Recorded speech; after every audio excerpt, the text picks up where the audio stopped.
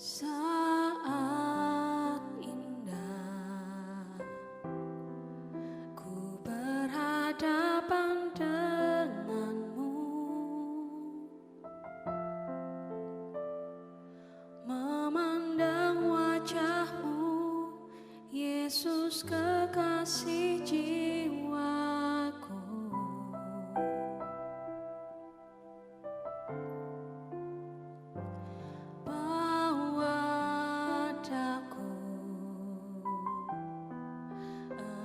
Dalam pelukanmu,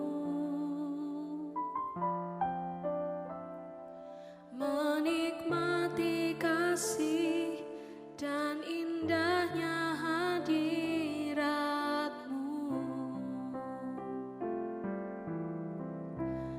Hadiratmu Tuhan, ku rasakan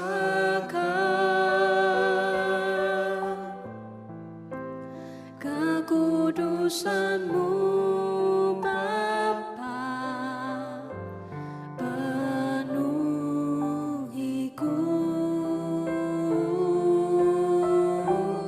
Ku rindu selalu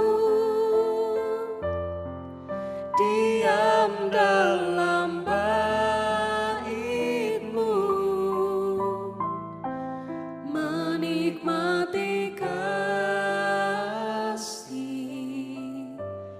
anugerah-Mu.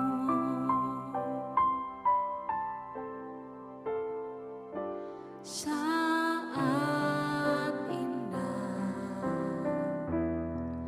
ku berhadapan denganmu, memandang wajahmu, Yesus kekasih jiwaku.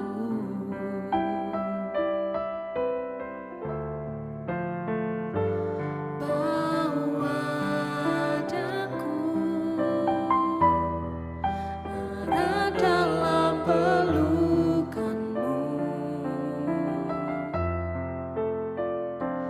menikmati kasih dan indahnya hadirat-Mu.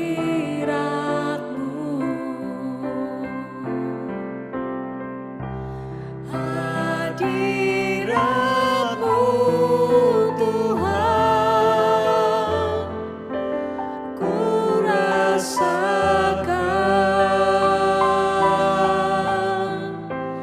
kekudusan-Mu Bapa, penuhiku. Ku rindu selalu diam dalam bait-Mu, menikmati kasih anugerah-Mu.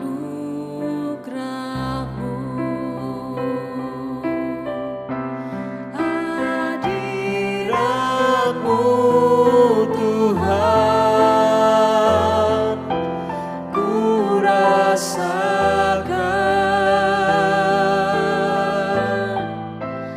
kekudusan-Mu Bapa, penuhiku.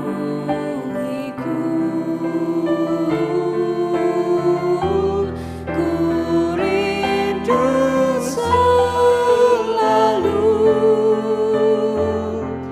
diam dalam bait-Mu, menikmati kasih anugerah-Mu, menikmati kasih-Mu, menikmati kasih anugerah-Mu,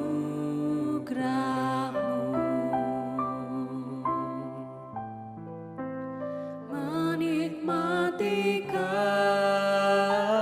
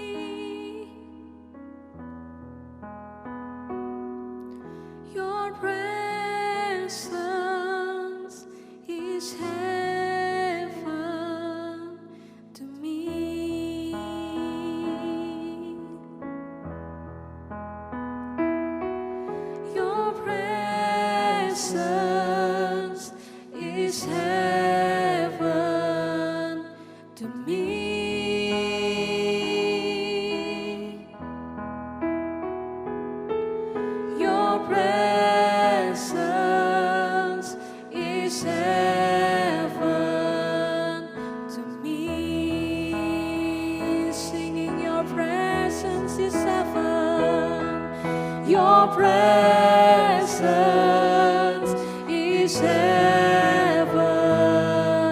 to me.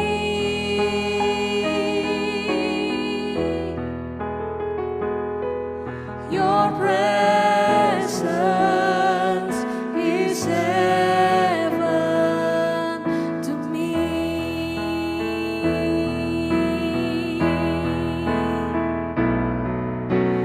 Oh Jesus,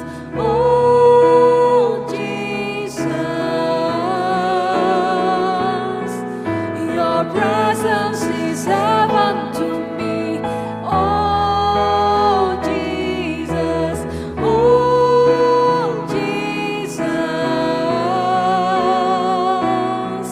your presence is heaven to me. Oh Jesus,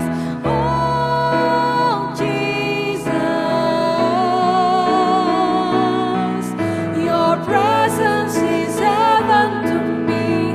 Oh Jesus,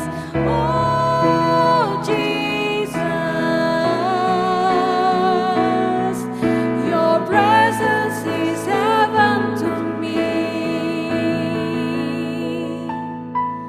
Your presence is heaven to me.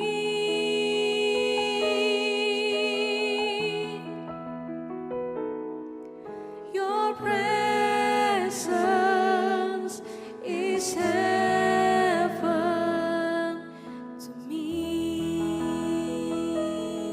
Your presence, oh Lord, your presence is heaven to me.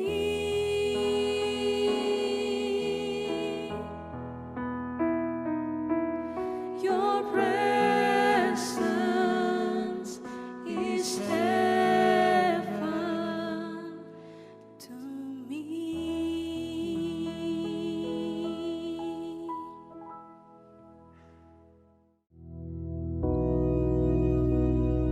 Bapa kami yang di surga, dikuduskanlah namamu, datanglah kerajaan-Mu, jadilah kehendak-Mu di bumi seperti di surga.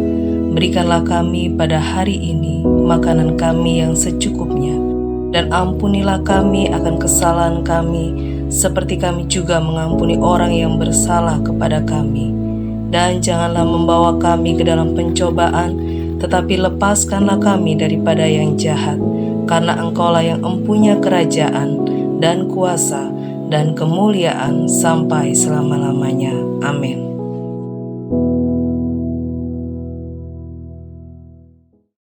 Shalom Bapak Ibu Saudara yang dikasihi Tuhan, puji Tuhan, kita berjumpa lagi. Saat hari ini kita akan merenungkan firman Tuhan yang terambil di dalam Ulangan pasal ke-8 ayat 2 sampai dengan 3. Ulangan pasal 8 ayat 2 sampai 3 dikatakan demikian. Ingatlah kepada seluruh perjalanan yang kau lakukan atas kehendak Tuhan Allahmu di padang gurun selama 40 tahun ini dengan maksud merendahkan hatimu dan mencobai engkau untuk mengetahui apa yang ada dalam hatimu, yakni apakah engkau berpegang pada perintahnya atau tidak. Ayat ketiga dikatakan, jadi ia merendahkan hatimu, membiarkan engkau lapar dan memberi engkau makan mana yang tidak kau kenal dan yang juga tidak dikenal oleh nenek moyangmu, untuk membuat engkau mengerti bahwa manusia hidup bukan dari roti saja, tetapi manusia hidup dari segala yang diucapkan Tuhan. Ayat keempat, pakaianmu tidaklah menjadi buruk di tubuhmu dan kakimu tidaklah menjadi bengkak selama 40 tahun ini. Demikian pembacaan firman Tuhan dalam Ulangan pasal 8 ayat 2 sampai dengan ayat keempat. Saudara yang dikasihi Tuhan, saya beri judul renungan saat hari ini dengan judul Maksud Tuhan. Kita tentu bertanya-tanya apa maksud Tuhan. Kita sebagai orang yang percaya, kita kok juga kena imbas dari wabah, dari pandemi ini. Kita sehat, kita dilindungi Tuhan. Tapi beberapa juga saya mendengar ada yang kena imbas dalam ekonomi, PHK, lalu toko juga lagi sepi ya. ekonomi merosot sekali, pendapatan berkurang sekali dan sebagainya. Apa maksud Tuhan? Kenapa kita tidak diluputkan dari hal seperti itu? Saudara, seperti bangsa Israel yang keluar dari Mesir dan dia dibawa Tuhan untuk di padang gurun, itu sesuatu yang baru. Bangsa Israel selama ini bisa makan minum di Mesir meskipun dalam kondisi yang tertekan menjadi seorang budak. Tapi begitu keluar bebas, tapi bebasnya tidak enak di padang gurun. Saudaraku, padahal kalau saya lihat dengan teknologi yang sekarang ini saya baca-baca, ternyata jarak Mesir ke tanah perjanjian yaitu tanah Kanaan, itu sebenarnya kalau zaman sekarang kalau naik bis, itu kurang lebih ya 12 jam, antara 12 jam 15 jam lah kalau naik bis.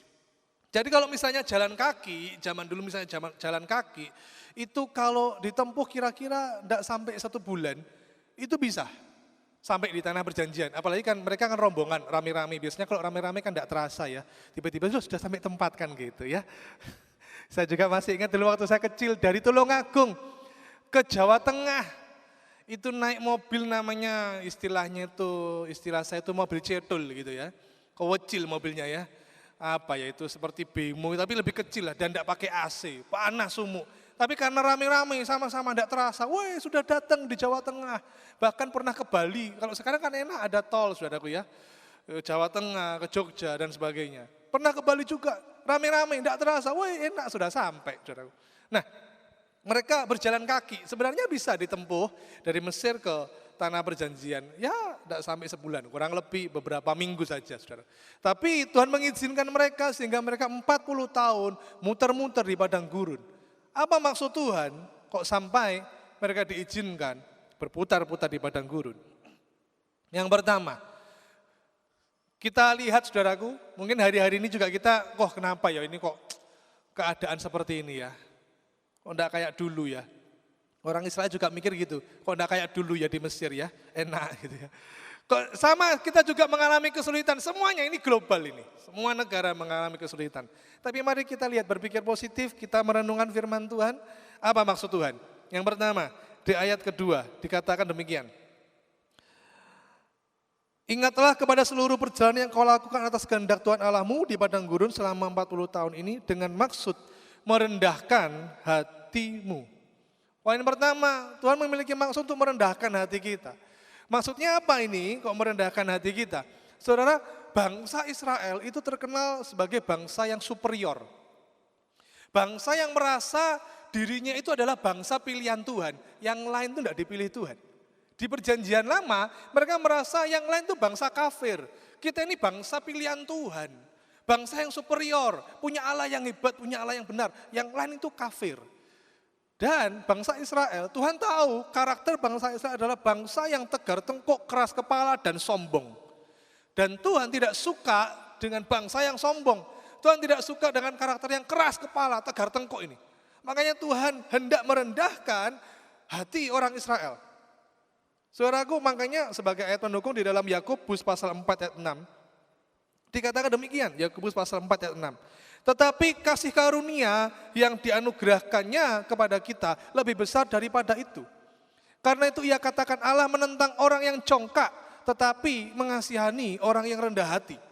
Saudaraku, marilah kita jadi orang yang rendah hati, bukan orang yang sombong.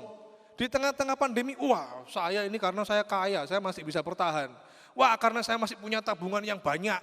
Wah karena investasi saya, wah ini saya bisa hidup mungkin sampai 5 tahun, 10 tahun bahkan lebih. Yang lain kena corona, oh saya enggak. Saudara, ini orang-orang yang sombong mengandalkan kekuatannya. Dan Tuhan enggak suka. Bahkan Tuhan menegur orang Israel di dalam kitab Ulangan pasal 8 ayat 17 dan 18. Dikatakan demikian, maka janganlah kau katakan dalam hatimu, kekuasaanku dan kekuatan tangankulah yang membuat aku memperoleh kekayaan ini.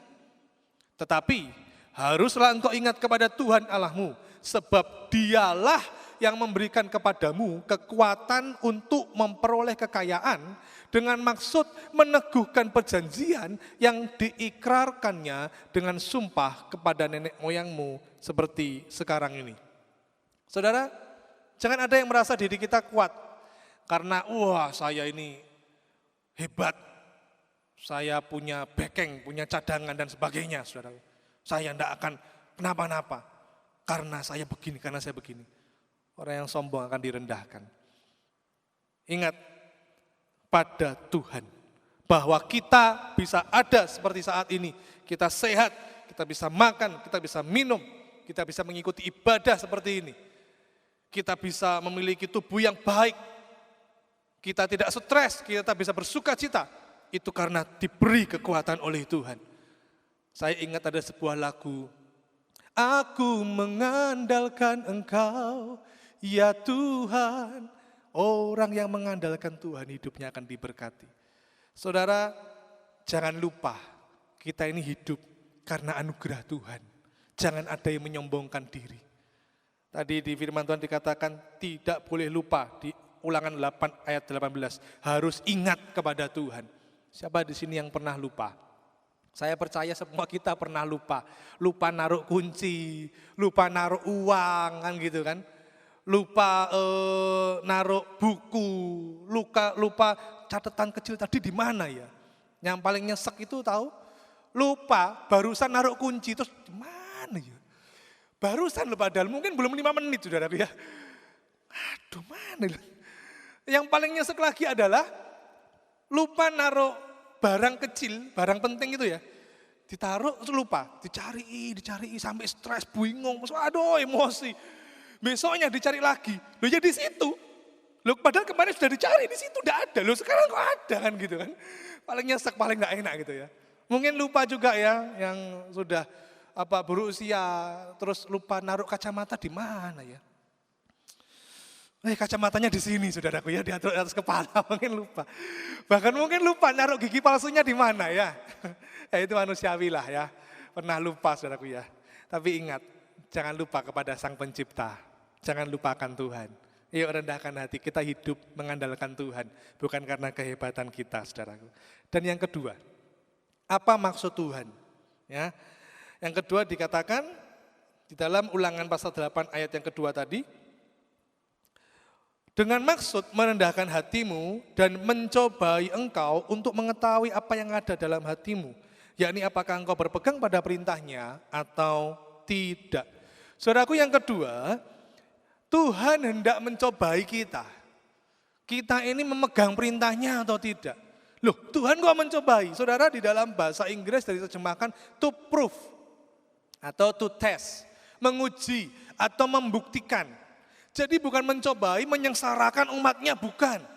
Bukan mencelakai, bukan juga. Bukan menyakiti orang-orang percaya, bukan menyakiti anaknya, bukan juga. Mencobai ini to prove, membuktikan.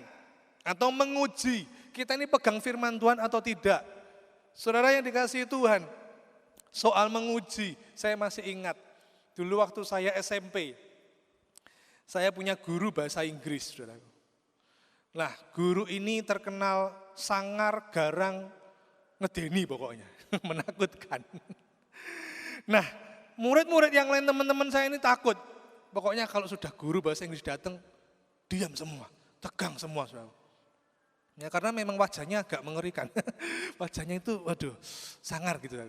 Tapi saya tahu, ciri khas guru ini bisa tiba-tiba mendadak ada ujian. Sehingga teman-teman yang lain ketakutan. Gak siap toh, tiba-tiba masuk kelas, keluarkan kertas putih, semua buku ditutup, masukkan di tas. Yang ada di meja hanya kertas putih, kita ujian. Wow gitu tiba-tiba. Setiap saat itu saudaraku. Sehingga karena saya tahu caranya seperti itu, maka saya belajar setiap saat. Ya meskipun kalau sekarang bahasa Inggrisnya juga tidak terlalu fasih bagaimana, tapi minimal setidaknya saya tahu lah saudaraku ya. Nah tapi waktu saya SMP, saya nggak khawatir begitu guru itu masuk, ayo keluarkan 1 lembar kertas, kita ujian. Oh siap, saya tenang. Kenapa? Karena sebelumnya sudah belajar. Karena itu saya katakan demikian. Kepada kehidupan kita ya, perhatikan semuanya. Ujian itu datang sewaktu-waktu, belajarlah setiap waktu. Saya ulang sekali lagi, ujian itu datang sewaktu-waktu, belajarlah setiap waktu. Saudaraku, setiap orang hari ini sedang diuji, pegang firman Tuhan atau tidak. Apakah dulu waktu dalam keadaan kelimpahan, nyaman-nyaman aja, hidupnya suka memuji Tuhan. Tapi sekarang dengan adanya pandemi ini, kesulitan ini, apakah kita tetap berpegang pada firman-Nya? Apakah kita tetap berharap? Apakah kita tetap suka menyembah Tuhan? Apakah kita tetap tekun berdoa? Apakah kita tetap menabur atau tidak? Saudaraku, lakukan yang firman Tuhan katakan. Taburlah, tetap menabur.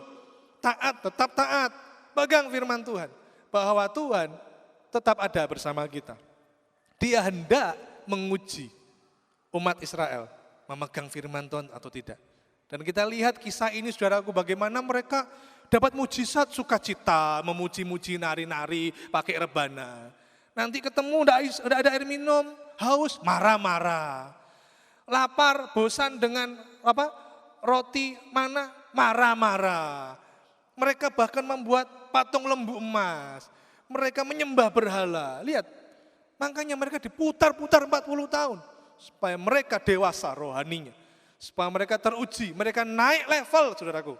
Orang yang diuji itu supaya Tuhan mau iman itu naik level. Hari-hari ini kalau engkau sedang menghadapi ujian, ada proses, ada masalah. Ayo kita berjalan tidak sendiri, kita ngikuti firman Tuhan. Atau kita melewati satu ujian demi ujian. Maka iman kita naik level demi level. Kita tahu orang kalau mau naik SMP, SD-nya pasti ada ujian nasional. Nanti naik SMA, ada ujian SMP. Nanti berikutnya juga mau kuliah, berikutnya juga nanti skripsi, berikutnya juga mau menjadi mahasiswa S3, harus ada ujian tesis dan sebagainya. Saudaraku, pegang firman Tuhan. Apapun yang sedang kita alami hari-hari ini, pegang firman Tuhan. Dan yang ketiga, dikatakan demikian saudaraku. Ulangan pasal 8 ayat ketiga dan keempat. Jadi ia merendahkan hatimu, ya diulangi lagi ya, karena merendahkan hatimu. Membiarkan engkau lapar dan memberi engkau makan mana yang tidak kau kenal, dan yang juga tidak dikenal oleh nenek moyangmu, untuk membuat engkau mengerti bahwa manusia hidup bukan dari roti saja, tetapi manusia hidup dari segala yang diucapkan Tuhan. Ayat keempat, pakaianmu tidaklah menjadi buruk di tubuhmu, dan kakimu tidaklah menjadi bengkak selama 40 tahun ini. Poin ketiga, apa maksud Tuhan?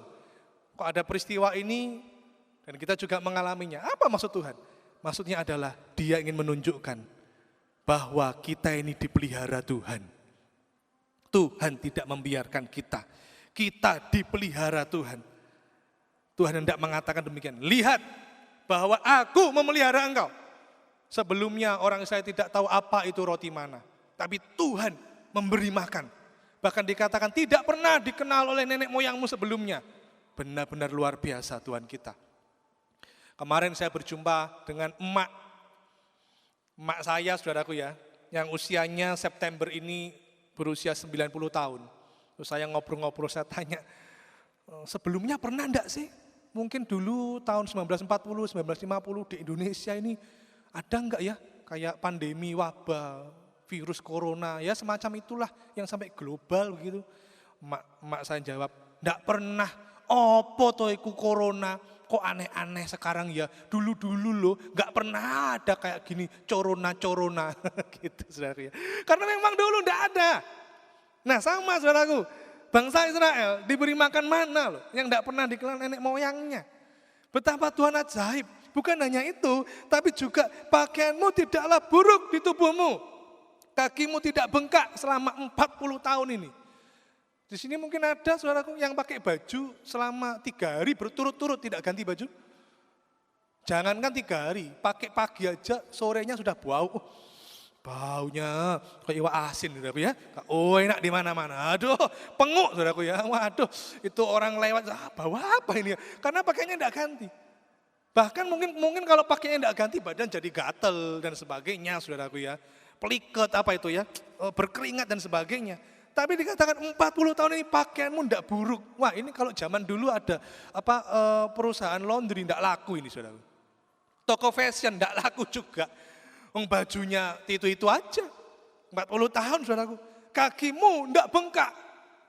Ini merek sandalnya merek apa ini ya? Sepatunya merek apa ini?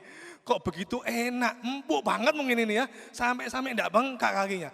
Ini kalau dulu juga ada toko sepatu gitu ya. Enggak laku ini, meskipun diobral juga enggak akan dibeli oleh orang Israel. Wong dipelihara Tuhan luar biasa.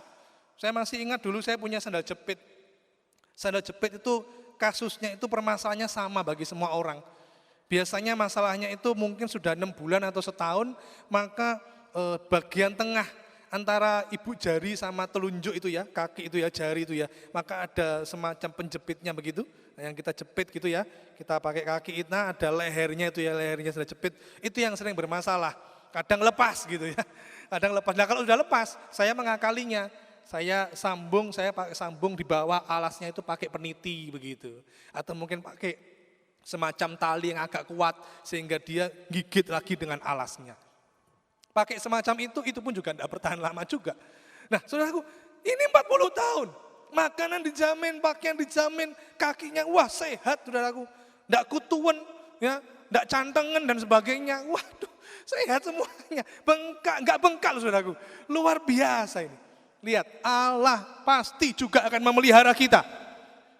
Jangan kita mengeluh, jangan kita komplain dengan Tuhan. Sudah saudaraku ya, rendahkan hati, mengandalkan Tuhan. Jangan lupa pada Tuhan. Dan yang kedua juga tadi dikatakan bahwa Tuhan menguji kita. Kita ini pegang pada firman Tuhan atau kita berpegangan pada yang lain. Kita ngikuti yang lain. Ada berita menakutkan sini ikut. Padahal Tuhan bilang jangan takut. Aku Allahmu, aku yang memegang engkau. Aduh beritanya tapi begini loh. Takut, stres. Akhirnya tidak berpegang pada firman. Nah yang ketiga, Tuhan hendak menunjukkan bahwa di tengah situasi yang sulit, tidak pasti, Tuhan memberi kepastian.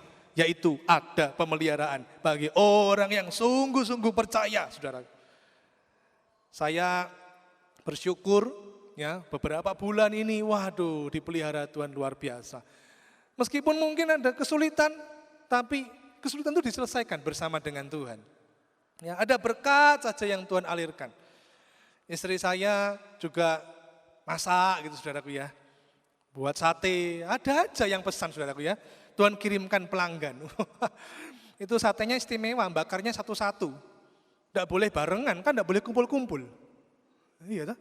Tidak boleh kumpul-kumpul. Kumpul-kumpul pun harus pakai masker kan gitu. Jadi bakarnya satu-satu, tidak boleh kumpul-kumpul. Ya ini saya hanya humor aja saudaraku ya.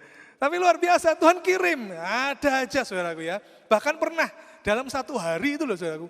Pagi dikirimi makanan orang. Siang dikirimi makanan orang. Loh jam 9 malam itu loh.